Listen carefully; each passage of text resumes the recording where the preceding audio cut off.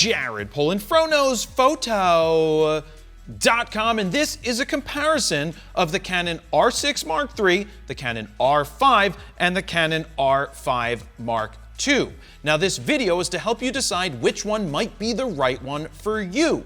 We've gotten a lot of questions from people who said, now that the price of the R5 has dropped, should I consider that over an R6 Mark III?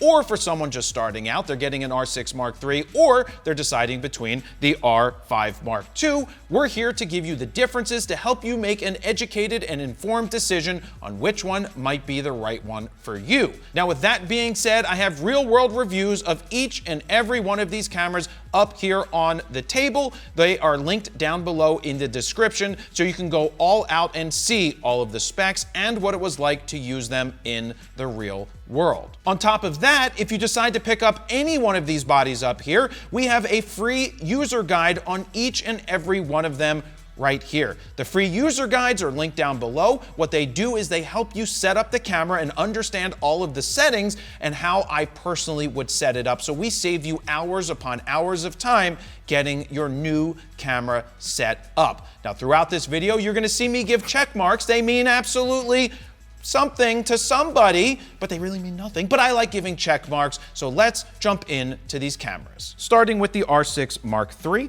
we have a 32.5 megapixel full frame CMOS sensor that is front side illuminated. It is not back side illuminated. It is also not stacked.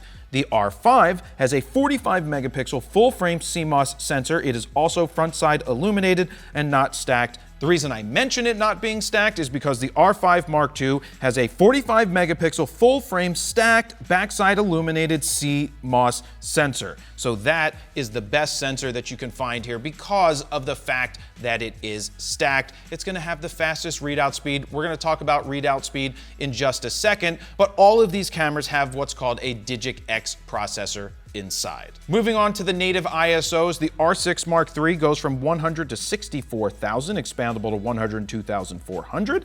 The R5 goes from 100 to 51,200, also expandable all the way up to 102,400. And you have the same ISO for the R5 Mark II as the R5. Now, we have different sensors across the board, and you're gonna get different varying high ISO capabilities. Now, generally speaking, the less megapixels you have, you should end up with cleaner results. But across the board here, you're gonna end up with very similar results at higher ISOs. So keep that in mind when you're making a decision. I am not giving a check mark to anybody here, but you know what?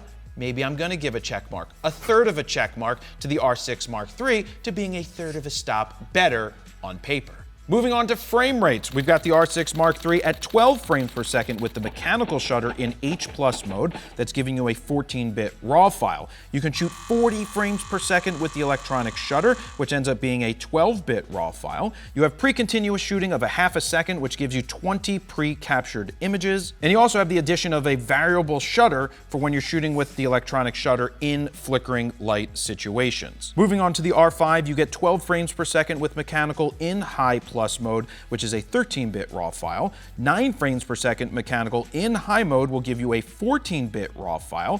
You get 20 frames per second with the electronic shutter, which becomes a 12-bit RAW file. The R5 doesn't offer any pre-continuous shooting. You also have no variable shutter option here when using the electronic shutter. But it does give you the option for a 400 megapixel pixel shift mode. Now, that's in JPEG only, but it's the only camera that still offers that of the ones up here. Now, onto the R5 Mark II, you get 12 frames per second with the mechanical shutter in H+ mode, and that's 14-bit RAW. You get 30 frames per second with the electronic shutter, also 14-bit RAW files. You also have pre-continuous shooting for up to a half of a second with adjustable burst rates, which you don't have in the R6 Mark III. This is limited to just a half of a second, at least at the time of recording this, whereas the R5 Mark II, you can select the number of shots that you want to get. Since it does 30 frames per second, you can get a max of 15 frames per second with pre-continuous shooting, or dial it down even lower if that's what you choose to do. You do have the variable shutter option to help prevent flickering when you're in the electronic shutter.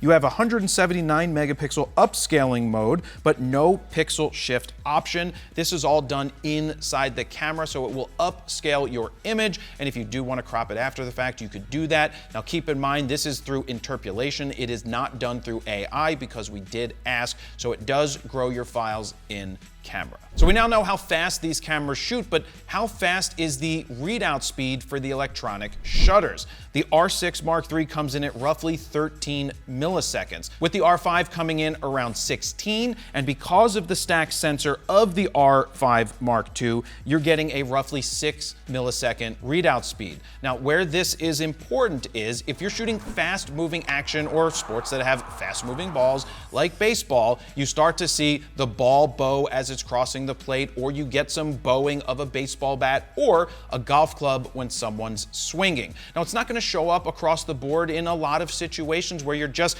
capturing athletes coming towards you, or even in sports like soccer where the ball's coming towards you, you may not see it even with the slowest millisecond readout speed of the R5. It's going to be less prevalent in the R5 Mark II than it is in the other two, but it's really not a big deal across the board, except in those situations where you're shooting baseball and you got that bowing of the bat or the bowing of the ball. The more you fill the frame, the more you're going to see the milliseconds cause that slight bowing.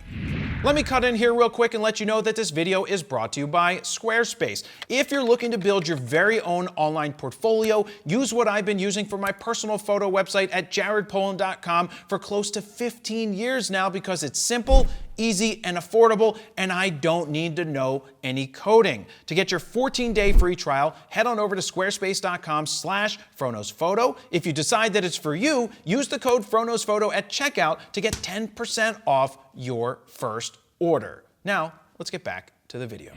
Now keep in mind, each one of these cameras shoots at 12 frames per second with the mechanical shutter. So if you want to not have any warping, you're going to be able to do that with the mechanical shutter, and they all match across the board, and 12 frames per second is a lot. Yeah, you can squeeze out 40 frames per second electronic here, 20 frames per second here, and 30 here, but 12 is still a lot in situations where you need it. Now let's start to hand out some check marks. Now, even though the R5 Mark II does 30 frames per second, or we shall say only 30, with this one doing 40, I'm still gonna give a check mark over here because of the stacked sensor. I rather have that faster stacked sensor for when I'm shooting action or most things, so I'm gonna give a check mark right here. I also want to let you know that you're getting 14-bit RAW files here with the electronic, where you're getting 12 here. So that is another check mark for the R5 Mark II. That doesn't mean that this is bad by any stretch of the imagination, just pointing out some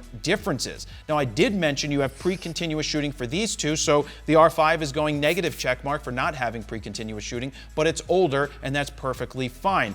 But we're going to give a check mark to the R6 Mark III for its pre-shooting capability at the time of recording this, for one simple reason: that with one press of a button, I can activate and deactivate pre-continuous capture, where I cannot do that with the R5 Mark II. I have to go into the menu, I have to click a button, rotate a dial, and then I can deactivate it. One day, we think they will update that firmware, but right now, check mark for that feature goes to R6 Mark III. We now know how fast these cameras can shoot, but how long can they sustain that, and what are their burst rates? Now, the R6 Mark III can bang out 150 RAW files with the electronic shutter at 40 frames per second before filling up the buffer. Now, it's nearly infinite when shooting with the mechanical shutter at 12 frames per second, or if you are shooting JPEGs, you're probably never outrunning this camera. The R5 can squeeze out 83 RAW files when shooting with the electronic shutter at 20 frames per second, or 180 RAW files when shooting with the mechanical shutter. Same thing applies with JPEGs. You'll probably never outrun it.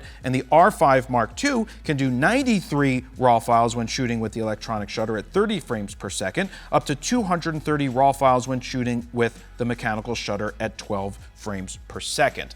Now, the reason you can get more with the R6 Mark III is the fact that it's a 32.5 megapixel sensor, and these are both 45 megapixels. So you're squeezing out more data from these, which makes sense because it's a larger file. But all across the board, this is a lot of shooting that you can accomplish with RAW files. Now, the reason you can get such a high burst rate across the board with these cameras is because of the card slots that they have. You have the exact same card slots. You have one CF Express B card slot and one UHS-2 SD card slot. Now, I'm a big fan of shooting redundant, but I found when using these cameras, if you put an SD card in the second slot and you are filling the buffer with RAW files to the first slot and trying to shoot redundant, you are going to have to wait a little bit for the buffer to clear all of your images to that SD card. It's going to move them really fast to the CF Express B card slot, but you might have to slow down your shooting if you're shooting redundant RAW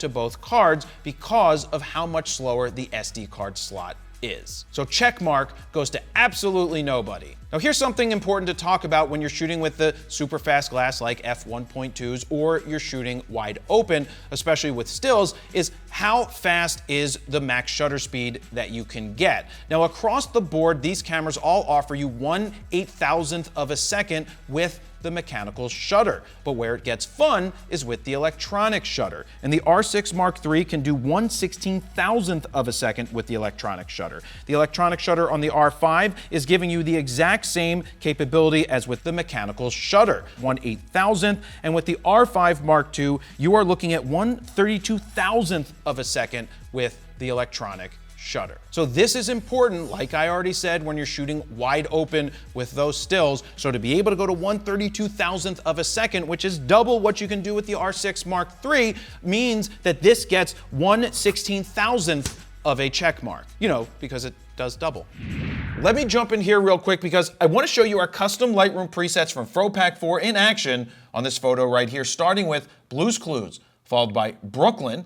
We've got C41 for all of those people who want that filmic look. We've got Copper Tone, High C, Kaleidoscope, Mel Brooks, Saltwater Taffy, Thick, and Wet Hot American Summer. And my all-time favorite from FroPak 1 is Skittles. With one click, it goes boom. But new and exclusive to FroPak 4, we've got 4 custom adaptive Lightroom presets called Face Enhance, Full Body Skin Enhance, Eye Only Enhance, and Background Blur. So look, if you want to speed up your RAW workflow or give yourself a great starting point or also edit on the go in Lightroom Mobile, because these presets work on JPEGs and RAW on the go, we created 14 all-new custom Lightroom presets that you can check out right now at fronosphoto.com/FroPak4. While you're over there, you can play with the sliders to see the befores and the afters, and if you decide to pick them up right now, they are currently on sale. Or, if you want to save even more, you can get the Grand Slam bundle that includes FroPak 1, 2, 3, and 4, and of course, Skittles is included. Now, let's get back to the video. Moving on to autofocus, let me just say that these cameras are all beasts when it comes to autofocus, but there are differences. So the R6 Mark III has dual pixel AF2 with subject tracking, human and IAF, animal AF, vehicle AF, has an auto detect feature that will switch between all three automatically, register people priority AF, updated fine-tuned video focus settings with new algorithms that match the cinema line that Canon has, especially with the C50. The R5 has dual pixel AF2 with subject tracking, which includes human as well as IAF, animal, vehicle AF, no auto subject detect mode, which is different than what the R6 Mark III had. Now, when they say dual pixel AF2, and that this is dual pixel AF2, we kind of think that they're slightly different. They should have probably called this dual pixel AF3 at this point. This has better autofocus than this, but this is no slouch when it comes to autofocus. That auto detect switching, that is a big deal, especially for people that shoot birds and humans and animals. For it to be smart with those new algorithms, that is a difference. I wouldn't kick this out of bed. It's still a good thing to sleep with if you're looking to sleep with a camera. Now, the R5 Mark II has the latest AF system powered by a new Digic accelerator with subject tracking, which Canon now calls dual pixel intelligent AF. This includes human and IAF, animal, vehicle AF. It has an auto detect feature that will switch between all three automatically. It also has a new action priority mode, which prioritizes large ball sports like soccer, basketball, and volleyball. And it also has register people priority AF. So two of these cameras have that register people priority. Think of it as if you're shooting a wedding and you have the bride and the groom and you take a picture of them and you put them each into a case into the camera will recognize those people. If it sees their faces, it will give priority to the bride or the groom, whichever you put first, or if there's 3 or 4 people in the frame, it's still going to try and give priority to one of the people that you set in the camera. I personally like giving the priority to that hot bridesmaid over there. I'm like, hey, hot bridesmaid, and then they get all their pictures back and they realize that I wasn't photographing the bride. It was that hot bridesmaid, and definitely not that hot groom over there. What's up, buddy? Action priority is one of the coolest features that I've ever seen in a camera. Now, the example you're about to see with basketball, I shot with an 85 1.2 wide open at 1.2. You can see a player coming towards me down the lane and all of a sudden kicks the ball out to the three-point line. You can watch as the autofocus anticipates the ball and action moving out to the side, and the autofocus is already on the eye before I even get the camera over there. That is an incredible feature. That is something that we see in the R5 Mark II and the Canon R1, both their high-end professional cameras. We don't have that over here, so we're going to give a check mark to the R5 Mark II for that, but this is no slouch. The R6 Mark III is no slouch when it comes to autofocus. I will give the edge to the R5 Mark II because it's snappier. It has the AI processor, the Digic accelerator, which is built in. That does give you better autofocus here, but this is fantastic autofocus. This is better autofocus. Of course, when we get to price, you'll see that this is more expensive, but it is worthy of being up here for people that are trying to make their decision. Now we're on to video. It's not just stills cameras anymore. These cameras are basically what they call hybrids because they do video extremely well. These are loaded with specs. So I'm going to start reading those specs right now of the Canon R6 Mark III. It basically doubles as a cinema camera because most of the features have been brought down from the new Canon C50. You can get full-frame DCI 4K video recording at up to 60 frames per second, which is oversampled from 7K. It's the only camera up here that does oversampled 4K 60p. 10-bit 422 can be achieved in all video modes. You don't need to be in log to do so. You can also record 12-bit 7K RAW internally up to 60p with sub-recording available to the SD card. This is Canon's first stills-centric camera that offers you open gate recording, which records the full 3.2 sensor from top to bottom at 7K up to 30p. You get 120p in 4K with audio, 1080p up to 180 frames per second, has a new slow and fast mode dial which allows you to fine-tune slow motion recording. It now matches the cinema line with XFAVC, HEVC, and RAW formats along with C-Log 2 and 3. It offers waveforms, a tally light, auto leveling, IBIS, dual base ISO of 800 and 6400, movie pre-recording, false colors, focus breathing correction, a digital hot shoe, and a full HDMI port. That is a lot to say. It is a loaded camera when it comes to video. Let me jump in here real quick and say, do you struggle capturing sharp and clear images like these in low light situations? Well, if you said yes, I have a free guide to capturing motion in low light situations. Just head on over to froknosphoto.com, look for this orange box, put your name, email address in it, hit send it, and I'm gonna send you that for free. Now, let's get back to the video. Now let's move on to the R5, which we are recording with right here in the studio right now on this camera down here and this camera up here. And it's been the camera that we've used here in the studio for close to 3.5 to 4 years. Basically, as long as the R5 has been out, we've been using it in the studio as our go-to camera with RF glass. So you can do full frame DCI 4K video recording at up to 30 frames per second, which is oversampled from 8K. 10-bit 422 can be achieved only when shooting in log. All other modes are 8-bit. Now we're shooting in C-Log 3, which gives us that 10-bit 422. Now keep in mind, you do not have C-Log 2 in this camera, so basically just C-Log 3. You can also record 12-bit 8K RAW internally at up to 30 frames per second with sub-recording available to the SD card. There is no open gate or slow and fast options. You have 120p in 4K without audio, and it bakes in slow motion playback. 1080p up to 120 frames per second, and you do have a recording limit of 29 minutes and 59 seconds. It isn't continuous recording. Now, with all of that being mentioned, there's a lot of talk with the R5 when it originally came out about overheating, and that absolutely was a consideration and a concern when it first came out. Then Canon put out their firmware update, and we have not run into issues since they've updated the firmware. We've recorded in 8K for long periods of time without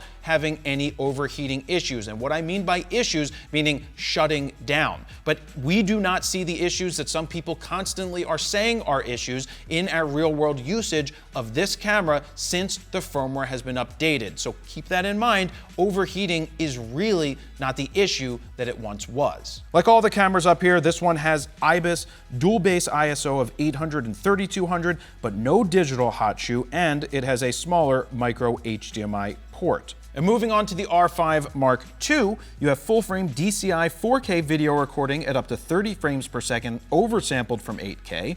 10-bit 422 can be achieved in all video modes. You don't need to be in log to do so.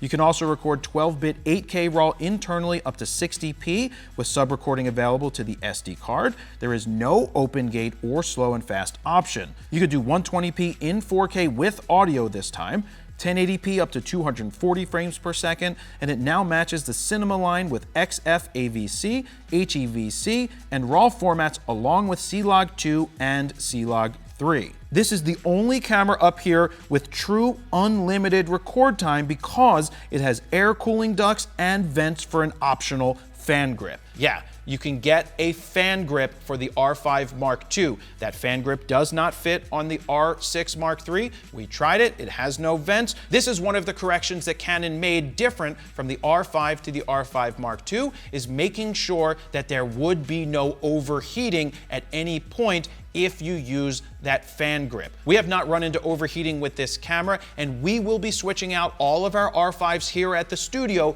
for R5 Mark IIs for shooting video. But with that being said, the R5s have been a workhorse for us and would continue to be a workhorse into the future if you decide to go with them for your video shooting needs. Now, in the same vein of overheating, what Canon has implemented in both of these cameras right here is an overheating ticker. So what happens is, as it starts to get hotter, a ticker lights up with 1 bar.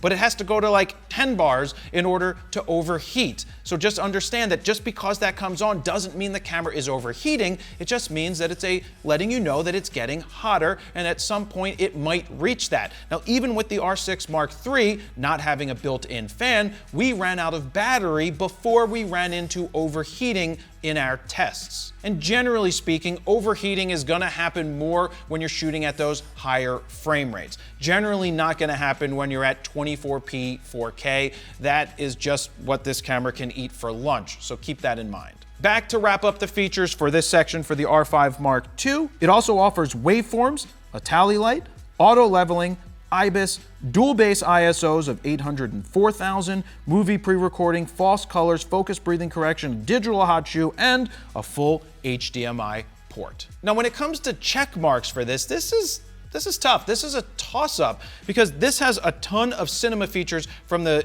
Cinema EOS C50. This has 8K. This has the open gate.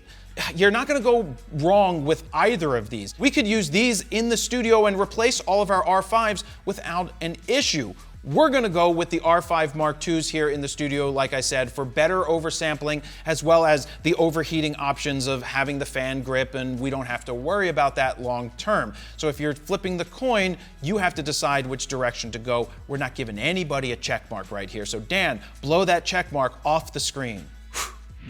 Let me jump in here and say, are you tired of your friends and family never giving you great feedback on your images that you post because all they do are thumbs up and fire emojis? Well, that kind of sucks. If you want actual, real feedback from a professional, let me be your mentor. I have two different options over at froknosphoto.com/mentorship. One is a 15-minute recorded rapid-fire critique of your best 50 images, and the other is a 45-minute live one-on-one Zoom call with me. So again, head on over to froknosphoto.com/mentorship where you can see examples of these and sign up for one today, because I want to tell you something more than fire and thumbs up emojis. Now back to the video.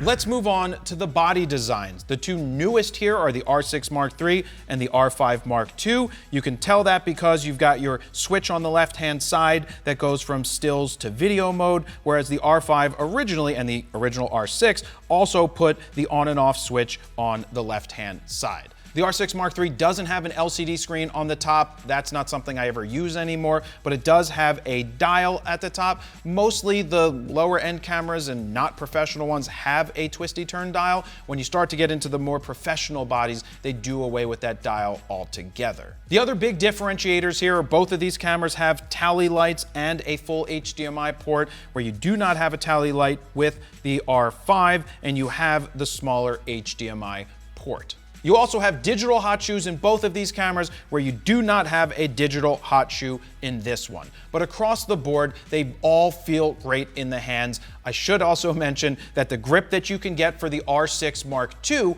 will work on the R6 Mark III. The grip that you have for the R5 is an older style grip where the thumb wasn't in a great place and it just didn't feel as refined or as good as the new grips. And you have multiple grip options, as I mentioned earlier, for the R5 Mark II, for batteries, for Ethernet, or for adding the fan option. So Canon went to town on the R5 Mark II.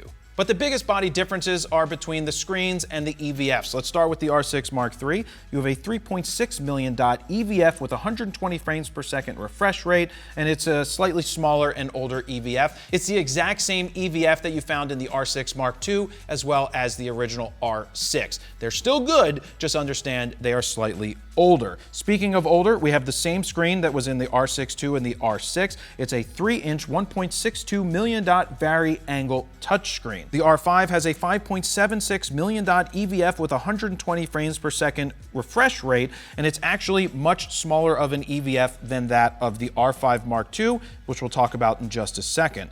In terms of LCD screen, you have a 3.2-inch 2.1 million dot vari-angle touchscreen. Now on to the R5 Mark II. It has the same exact specs for the EVF as well as the LCD screen, but it is larger and bigger. It is brighter and, in my opinion, clearer because they added the eye control from the Canon R3. To wrap up this section, the R5 Mark II is just a better, more professional experience when you're putting your eye up to the viewfinder. It's bigger, it's brighter, it's more professional. That doesn't mean that you're not going to get great results with your images or video with having these cameras right here. Just know that they're slightly older when it comes to this bad boy right here. This is the top of the line until you get to the R1, which is even better than the R5 Mark II.